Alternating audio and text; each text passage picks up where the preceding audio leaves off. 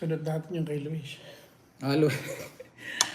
Pasensya na po ka Tekram kasi tawag Yung ito. kay Luis naman parang disiplina lang naman yun sa kanya. Pag nagbago naman siya, nasa kanya naman yun kung gusto niyong bumalik eh. Kasi buhay kasi yung kay Luis eh. Pwede siyang mamatay, Aksidente.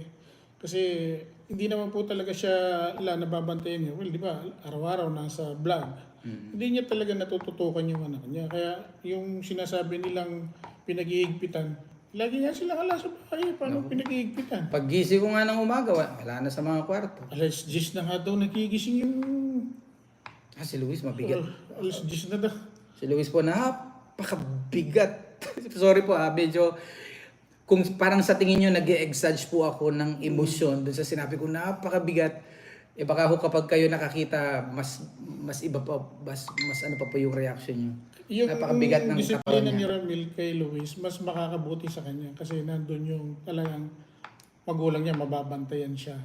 Kasi matututukan talaga siya doon na baka talaga ma-accident. Hindi ko naman siya tuluyang binitawan. Pinag-usapan namin yung Pag-aaral pag-aaral. niya, di ba? Oo. Ang ganda po ng pag-uusap ng kay Kuya Luis. Napakaganda. Nandito po yung nanay nakipag-cooperate. Maayos, oh. Nag-commute. Nag-commute ho. Yung pong mag-nanay. Pumunta ho dito ng maayos. Nag-usap po ng maayos. Iba naman Wala kasi pong- yung nanay ni Luis sa nanay ni Dave. So, ito, maayos naman silang ano. Tsaka Wala naman tinatanggap naging nila. problema, oh. Si Luis naman umaamin naman din. So, walang parang retaliation, walang mga ganito na may mga ganito pa.